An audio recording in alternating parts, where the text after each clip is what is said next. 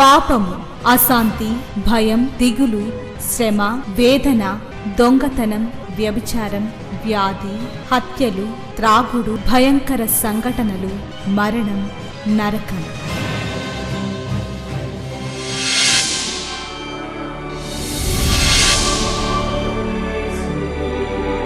సిలువలోనే పాప క్షమాపణ, పరిశుద్ధ జీవితం, ప్రేమ, వాక్య ధ్యానము, నెమ్మది, సహవాసం, నిత్య జీవం. శాంతి సోపానాలు, ఇవి శాంతి ప్రదాత బోధలు. చీకటిలో ఉన్న ప్రజలకు గొప్ప వెలుగు కలుగుటకు, చీకటిలో ఉన్న ప్రజలకు గొప్ప వెలుగు కలుగుటకు, చీకటి నుండి వెలుగునకు నడిపించే సోపానాలు. శాంతి సోపానాలు కార్యక్రమానికి మిమ్మల్ని ప్రేమతో ఆహ్వానిస్తూ ఉన్నాను. ఈ కార్యక్రమాలు మీ వ్యక్తిగతమైన జీవితాన్ని దేవునికి సన్నిహితం చేయాలని, ప్రస్తుతం జరుగుతున్న ఈ అంత్య దినాల పరిస్థితుల్లో మనమందరం కూడా ఎలా సిద్ధపడాలో ఆ రీతిగా సిద్ధపడటానికి మనందరికీ కూడా ఈ సందేశం సహాయం చేయాలని కోరి ప్రార్థిస్తూ ఉన్నాను. ప్రపంచమంతా కూడా ఒక విధమైన భయం, ఆర్థిక మాంద్యం, యుద్ధాలు, ఇంకా రేపంటూ ఏం జరగబోతుందో ఎవరికి తెలియని ఒక అనిశ్చితమైన పరిస్థితి. ఒక విధంగా చెప్పాలి అంటే ప్రపంచమంతా కూడా నెమ్మదిగా ఒక అల్లకల్లోల పరిస్థితికి వెళ్ళిపోతూ ఉంది అని చెప్పక తప్పదు. ఇలాంటి పరిస్థితిలో ఒక క్రైస్తవునిగా మన బాధ్యత ఏంటి? గత వారం మనం చెప్పుకున్నట్టుగా ప్రతి క్రైస్తవుడు ఇక నామకార్థ పరిస్థితి అనేది లేకుండా అందరూ కూడా మారు మనసు పొందాలి అనేది అర్థమైపోతూ ఉంది. ఇంతకాలం ఎలా బ్రతికాము, ఎలా భక్తి చేశాము అనేది ప్రాముఖ్యం కాదు, కానీ మారు మనసు పొంది ప్రార్థనా పరులంగా మారుతూ అనేకుల కొరకు, ప్రపంచ పరిస్థితుల కొరకు విజ్ఞాపన చేస్తూ మన కుటుంబాలు, మన వ్యక్తిగతమైన జీవితాలు ఒకరినొకరు హెచ్చరించుకుంటూ సంఘాల్లో కూడా ఇక తప్పుడు ఉపదేశాలు కట్టిపెట్టి దేవుడు మేలు చేస్తారు, సహాయం చేస్తారు, అద్భుతాలు చేస్తారు, ఇవన్నీ కూడా ప్రక్కన పెట్టి ఒక వ్యక్తి దేవుని రాకడ కొరకు ఎలా సిద్ధపడాలి అనేది మనందరికీ కూడా చాలా స్పష్టంగా అర్థమవుతా ఉంది. కొన్ని ప్రభువారు చెప్పిన మాటలు మనం జాగ్రత్తగా ధ్యానించగలిగితే లూకాసు వార్త 12వ అధ్యాయం 35వ వచనంలో, మీ నడుములు కట్టుకొని ఉండుడి, మీ దీపములు వెలుగుచుండనివ్వండి. తమ ప్రభువు పెండ్లి విందు నుండి వచ్చి తట్టగానే అతనికి తలుపు తీయుటకు అతడెప్పుడు వచ్చునో అని అతని కొరకు ఎదురుచూచు మనుషుల వలె ఉండుడి. ప్రభువు వచ్చి ఏ దాసులు మెలకుగా ఉండుట కనుగొనునో ఆ దాసులు ధన్యులు. ఏ దాసుడు ప్రభువు ఎప్పుడు వస్తారా అని కనిపెట్టి ఉంటారో ఆ దాసుడు ధన్యుడు. నడుములు కట్టుకొనియుండుడి, మీ దీపములు వెలుగుచుండనీయుడి. నడుములు కట్టుకొని ఉండుడి అంటే మొట్టమొదటిగా ఒక దేవుని యొక్క బిడ్డ లేక క్రైస్తవుడు మారు మనసు పొందిన తరువాత ఎఫెసీ పత్రిక 6వ అధ్యాయం 14వ వచనంలో చెప్పబడినట్టు, ఎలాగనగా మీ నడుమునకు సత్యమును దట్టి కట్టుకొని నీతి అను మైమరువు తొడుగుకొని. సత్యము అనే దట్టి బెల్ట్, సత్యం కట్టుకోవాలి. ఈ రోజుల్లో సత్యము అనేది రెక్కలు కట్టుకొని ఎక్కడికో వెళ్ళిపోయింది. అబద్ధం, మోసం, అవినీతి, లంచగొండితనం, కఠినమైన పరిస్థితులు, క్రూరత్వం, ప్రతి మనిషిలో కూడా కాఠిన్యమైన మనసు, ఒకళ్ళ మీదకి ఒకళ్ళు, ఎక్కడ చూసినా యాక్సిడెంట్లు, ఆత్మహత్యలు, అత్యాచారాలు. ప్రస్తుతం మన సమాజానికి ఇవే పేర్లు. క్రైస్తవుల్లో కూడా ద్వేషం, ఒకరికొకరు పడదు. ఒక సంఘం అంటే ఒక సంఘానికి పడదు. ఎవరికి వాళ్ళు మేమే గొప్ప అన్న పద్ధతిలో ఉంటారు. కానీ నిజ క్రైస్తవులు ఎప్పుడూ కూడా తమను తాము తగ్గించుకుంటారు. ప్రభువుని వెంబడించే వాళ్ళు తమను తాము తగ్గించుకుంటారు, దీనులుగా ఉంటారు. సాత్వికం, సాత్వికులు ధన్యులు అని ప్రభువారు చెప్పలేదా? దీనత్వం ఎంత ముఖ్యం. ఈ రోజుల్లో క్రైస్తవులు కూడా దీనత్వాన్ని మర్చిపోయారు. సాత్వికులు కనుమరుగైపోతూ ఉన్నారు. ఒకవేళ వాళ్ళు ఉన్నా వాళ్ళు బయటికి రారు. ఎవరి ధోరణి వారిదే. ఇవన్నీ కూడా క్రీస్తు రాకడకు ముందు భ్రష్టత్వం ప్రాప్తిస్తుంది అని పత్రికల్లో అనేక విధాలుగా పౌలు గారు, యోహాను గారు హెచ్చరించారు. అలాంటి భ్రష్టత్వం విస్తరిస్తూ ఉన్న ఈ దినాల్లో ఒక దేవుని యొక్క బిడ్డగా దీనులమై, సాత్వికులమై, ఇలాంటి భ్రష్టత్వం అంటకుండా మన నడుము కట్టుకొని ఒక ప్రక్కకు ఒదిగి దేవుని యొక్క రాకడ కొరకు ఎదురు చూడవలసిన దినాల్లో మనం ఉన్నాం. మీ నడుములు కట్టుకొనుడి, మీ దీపములు వెలుగుచుండనీయుడి. మన ఆత్మ దీపం యేసు ప్రభు కార్చిన రక్తంలో మన పాపపు స్థితి కడుక్కొని దేవుని కొరకు మండే జీవితాలతో మనల్ని మనం సిద్ధపరచుకోవడం చాలా మంచిది. ఈ రోజుల్లో క్రైస్తవుల్లోనే నిజమైన భక్తి ఎక్కడుంది అని వెతుక్కోవలసిన పరిస్థితుల్లోకి వచ్చేసాం. మనుషులు తమను తాము హెచ్చించుకుంటున్నారు. సిలువేయబడిన యేసును గూర్చి ప్రకటనలు చాలా తక్కువ. ఎవరికి వారు తమకు వీలైన బోధ, అనుకూలమైన బోధలు చేస్తూ ఉన్నారు.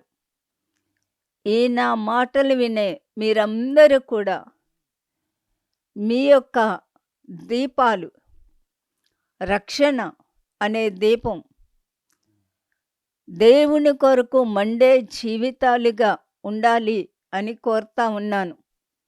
జాగ్రత్తగా మనం గమనించినట్లయితే యెషయా గ్రంథం 62వ అధ్యాయం మొదటి వచనాన్ని చదువుతూ ఉన్నాను.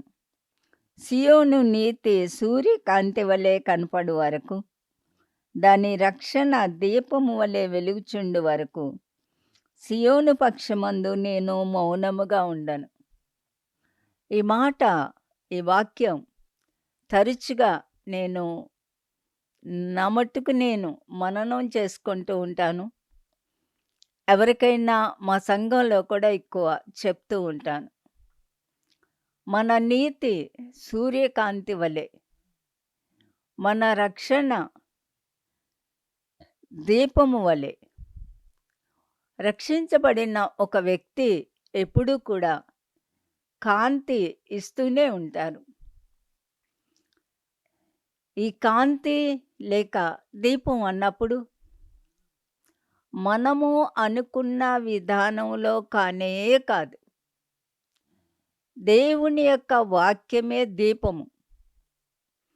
ఈ వాక్యం మన హృదయంలో నివసించేటప్పుడు కీర్తనాకారుడు అన్నాడు కదా, నీ వాక్యము నా పాదములకు దీపము, నా త్రోవకు వెలుగు. దేవుని యొక్క వాక్యం మనలో నివసిస్తూ ఆ వాక్యం యొక్క ప్రభావం లేక ప్రకాశములో మన జీవితాలు అనేకులను ఆకర్షించేవిగా ఉండాలి. సియోను నీతి సూర్యకాంతి వలె, దాని యొక్క రక్షణ దీపము వలె వెలుగుతూ ఉండాలి అని చెప్తా ఉన్నారు. కాబట్టి ప్రభువారు ఈ లూకా సువార్త 12వ అధ్యాయంలో నడుములను సత్యముతో కట్టుకొని మన దీపాలు రక్షణతో వెలుగుతూ ఉండాలి. ఇంకొక మాటగా చెప్పుకోవాలంటే ప్రతి క్రైస్తవుడు సత్యానికి నిదర్శనంగా ఉండాలి. ప్రతి క్రైస్తవుడు అనగా మారు మనసు పొందిన ప్రతి విశ్వాసి రక్షణ అనే దీపం దివిటి పట్టుకొని వెలుగుతూ ఉండాలి. ఒక్కసారి ఈ రోజుల్లో ఉన్న క్రైస్తవ్యాన్ని మనం పరికించి చూస్తే ఇది ఎంతవరకు వాస్తవంగా ఉంది? నీతి ఎక్కడ ఉంది? రక్షణ అనే దివిటి ఎంతమంది చేతిలో ఉంది? సరే, ఎవరికున్నా లేకపోయినా మీరు, నేను ఈ దీపం కలిగి ఉండాలి. బైబిల్లో ఒక సంఘటన చాలా విచిత్రం అనిపిస్తుంది. ప్రభువును సిలువకు అప్పగించే సమయంలో పిలాతు సత్యం అంటే ఏంటి అని అడిగాడు కదూ. నేనెప్పుడు ఆ మాట చదివినా అనుకుంటాను, కొన్ని సంవత్సరాల తరువాత పిలాతు చనిపోయి ఈ లోకాన్ని విడిచిపెట్టినప్పుడు సత్యమైన యేసు ముందే నిలబడి ఉండుంటాడు. ఈ రోజుల్లో క్రైస్తవ్యం ఎటు వెళ్తా ఉందో తెలియట్లేదు. సత్యము, రక్షణ లేక పరిశుద్ధత, యథార్థత, వీటిని గురించి ఎంతవరకు మనం మాట్లాడుకుంటా ఉన్నాం, హెచ్చరించుకుంటా ఉన్నాం. ప్రభువారు ప్రతి వ్యక్తి జీవితంలో చూడాలనుకునేది సత్యముతో కూడిన ప్రవర్తన, చేతుల్లో రక్షణ అనే దీపం. 10 మంది కన్యకలు ప్రభువుని ఎదుర్కోవటానికి వెళ్ళారు. కొంతమంది 5 దీపాలు వెలుగుతూ ఉన్నాయి, 5 దీపాలు ఆరిపోయాయి. అంటే వాళ్ళ రక్షణ ఆరిపోయిందనే కదా అర్థం. ఆయన వచ్చే దినాల గురించి మత్తయి, మార్కు, లూకా అన్నిట్లో కూడా హెచ్చరించారు. ఈ దినాల్లో ఎవరికి వారమే జాగ్రత్తగా మన జీవితాల్ని చక్కబెట్టుకోవటం మంచిదని అనుకుంటూ ఉంటాను. అదే హెచ్చరిస్తూ ఉన్నాను. ఒకసారి మనం మార్కు సువార్త 13వ అధ్యాయం అంతా కూడా ప్రభువు రాకడను గురించి చెప్పారు. అలాగే లూకా సువార్తలో చెప్పారు. మత్తయి సువార్తలో చెప్పారు. మనం మార్కు సువార్త 13వ అధ్యాయంలో 28వ వచనం. అంజూరపు చెట్టును చూచి ఒక ఉపమానము నేర్చుకొనుడి. అంజూరపు చెట్టు అనగానే ఇశ్రాయేలు దేశానికి సూచన అనేది అందరికీ కూడా తెలుసు.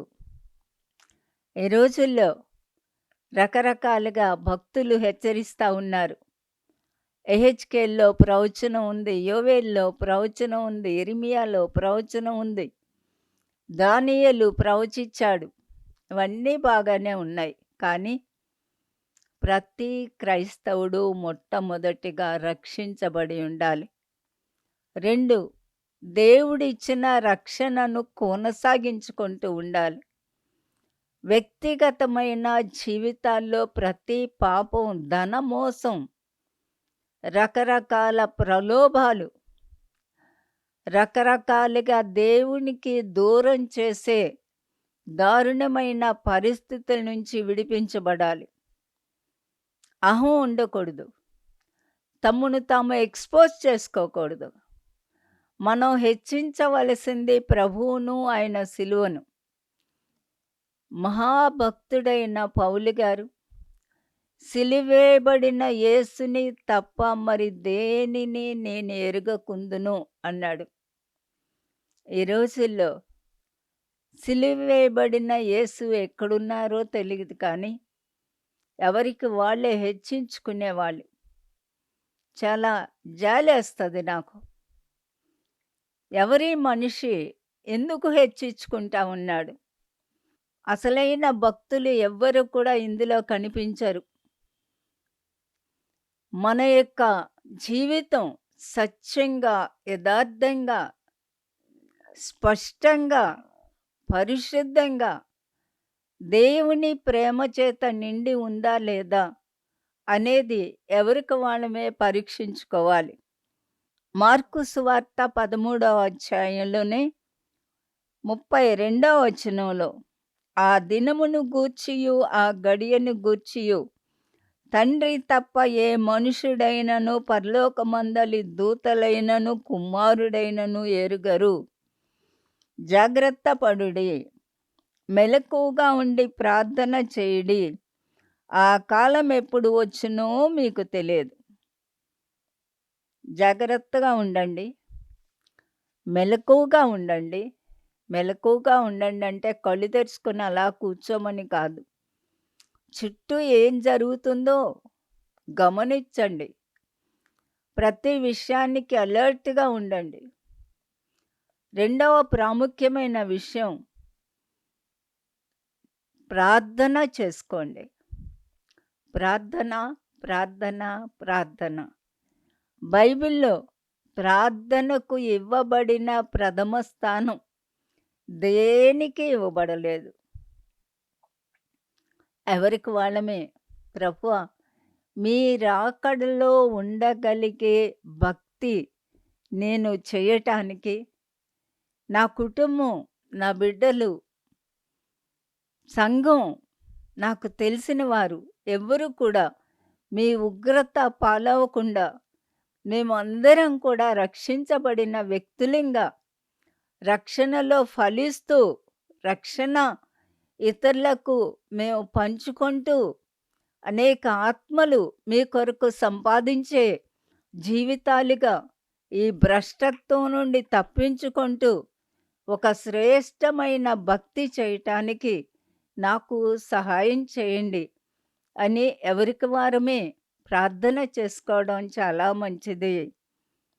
మెలకుగా ఉండుడి, జాగ్రత్త పడుడి, ప్రార్థన చేయండి. ఆ కాలం ఎప్పుడు వచ్చునో తెలియదు. తండ్రికి తప్ప దేవదూతలకు, కుమారునికి కూడా తెలియదని బైబిల్ చెప్తా ఉంటే ఎంత ధైర్యం కొందరు. ఇప్పుడొచ్చేస్తారు, అప్పుడొచ్చేస్తారని డేట్స్ చెప్తారా? సంవత్సరాలు చెప్తారా? ప్రభువారు పరలోకానికి వెళ్ళిపోయింది మొదలుకొని ఇప్పటి వరకు కూడా రకరకాలుగా ఇలాంటి ప్రగల్భాలు పలికేవాళ్ళు ఎంతోమంది ఉన్నారు. సిద్ధపడిన వ్యక్తులకు ప్రభు ఎప్పుడొస్తాయేమి? కాబట్టి సత్యం అనే దట్టి కట్టుకోవడం, ప్రార్థన చేస్తూ మెలకువగా ఉండడం, పరిశుద్ధంగా బ్రతకడం, యథార్థమైన జీవితం కలిగి ఉండడం, వాక్యానికి విధేయత చూపించడం, లోబడడం, ఇవన్నీ కూడా ప్రాముఖ్యమైన విషయాలు అనే సంగతి ఈ నా మాటలు వినే వాళ్ళందరూ కూడా మర్చిపోకూడదు. నేను కూడా భయపడుతూనే ఉన్నాను. నేను కూడా జీవితాన్ని చక్కపెట్టుకుంటూ నా కుటుంబాన్ని, బిడ్డలను హెచ్చరిస్తున్నాను. సంఘాల్ని హెచ్చరిస్తా ఉన్నాను. మనలో ఎవ్వరం కూడా ఆ రాకడ తప్పిపోకుండా ఎవరికి వారమే సిద్ధపడాలి. ఇశ్రాయేలు దేశాన్ని చూచి దేవుడు ఒక ఉపమానంగా పెట్టారు. ప్రపంచానికి ఇశ్రాయేలు దేశం ఒక క్లాక్ లాంటిది, గడియారం లాంటిది. మార్కు సువార్త 13వ అధ్యాయంలో 5వ వచనం నుండి కొన్ని వచనాలు అక్కడక్కడ చదువుతాను. యేసు వారితో ఇట్లు చెప్పసాగెను. ఎవడునూ మిమ్మును మోసపుచ్చకుండా చూచుకొనుడి. అనేకులు నా పేరిట వచ్చి నేనే ఆయననని చెప్పి అనేకులను మోసపుచ్చెదరు. మీరు యుద్ధములను గూర్చి, యుద్ధ సమాచారములను గూర్చి వినునప్పుడు కలవరపడకుడి. ఇవి జరగవలసినది కానీ అంతము వెంటనే రాదు. జనం మీదికి జనము, రాజ్యం మీదికి రాజ్యము లేచును. అక్కడక్కడ భూకంపములు, కరువులు వచ్చును. ఇవి వేదనలకు ప్రారంభం. ఎవడునూ మోసపరుచుకోకూడదు. మనల్ని మనం మోసం చేసుకోకూడదు. మనం ఎవరిని మోసగించకూడదు. ఈ రోజుల్లో మనుషుల్ని కాదండి మీరు వెంబడించాలి. సిలువ వేయబడిన యేసుని వెంబడించండి. ఆయన చెప్పిన ప్రతి మాట కూడా మనం అందరం జాగ్రత్తగా శిరస వహించాలి. యుద్ధాలు, యుద్ధ సమాచారాలను గురించి వింటాం. కలవరపడవద్దు అని చెప్పారు. అక్కడక్కడ భూకంపాలు, కరువులు. కలవరపడకూడదు. జనం మీదకి జనం, రాజ్యం మీదకి రాజ్యం అంటూ 9వ వచనంలో మిమ్మును గూర్చి మీరే జాగ్రత్త పడుడి. జాగ్రత్త, జాగ్రత్త అనే హెచ్చరిక ఈ అధ్యాయంలో మనం ఎన్నోసార్లు చూస్తాం. జాగ్రత్తగా ఉండండి. మనుషులు మామూలుగా పిల్లలు బయటికి వెళ్తుంటే జాగ్రత్త నాయనా అంటాం. జాగ్రత్త. బండి మీద వెళ్తుంటే జాగ్రత్త నాన్న, స్లోగా వెళ్ళు అంటాం. కారులో వెళ్తుంటే జాగ్రత్తరా, స్పీడ్ డ్రైవ్ చేయకు అంటాం. ఇలాగా అన్ని విషయాలకి కూడా జాగ్రత్త, జాగ్రత్త, జాగ్రత్త అనే పదం ప్రేమించిన ప్రతి ఒక్కరి కొరకు వాడతాం. అలాగే ప్రభువారు కూడా తన రక్తంలో కడుగబడిన మనల్ని జాగ్రత్త అని మనల్ని హెచ్చరిస్తూ ఉన్నారు. ఆ దినాల్లో క్రైస్తవులు బహుగా హింసించబడతారు అని చెప్పారు. కానీ ప్రభువారు చనిపోయి తిరిగి లేచి పరలోకానికి ఎక్కింది మొదలు, సంఘం స్థాపించబడింది మొదలు, ప్రపంచవ్యాప్తంగా క్రైస్తవులు హింసించబడుతూనే ఉన్నారు. ప్రభు రాకతోనే క్రైస్తవులకు విడుదల, నిజమైన విశ్వాసికి విడుదల. మనల్ని మనం చక్కపెట్టుకుందాం. మనుషుల్ని కాదు మనం వెంబడించాలి. మనుషుల మాటలు కాదు, తప్పుడు బోధలు కాదు. విచిత్రం ఏంటంటే ఈ తప్పుడు బోధలు చేస్తూ తమ్ముడు వైపు ప్రజలను ఆకర్షించే వారి వైపే ఎక్కువ మంది పరిగెడతారు. ప్రభువారు చెప్పిన ప్రతి మాట కూడా మనం అనుసరిస్తూ ఉండాలి. సకల జనులకు సువార్త ప్రకటింపబడుతుంది. నా నామము నిమిత్తము మీరు అందరి చేత ద్వేషించబడుదురు. అంతము వరకు సహించిన వాడే రక్షించబడును. కాబట్టి 23వ వచనంలో మీరు జాగ్రత్తగా ఉండుడి. ఇదిగో మీకు సమస్తాన్ని ముందుగా చెప్పాను. కాబట్టి జాగ్రత్త అని చెప్పిన మన ప్రభువు వారి మాటలు మనం జాగ్రత్తగా వింటూ ఆయన ఆజ్ఞలు వాక్య ప్రకారం మనం విధేయులమై మన రక్షణ ఒక దీపం వలె వెలిగించుకొని ఆయన రాకడ కొరకు ఎదురు చూడటానికి ఏ మనిషి వైపు కాదు, ప్రభువారి వైపు, ఆయన సిలువ వైపు చూస్తూ సత్యములో నిలిచి ఉండటానికి దేవుడు మనందరికీ సహాయం చేయనుగాక. ప్రార్థన చేసుకుందాం.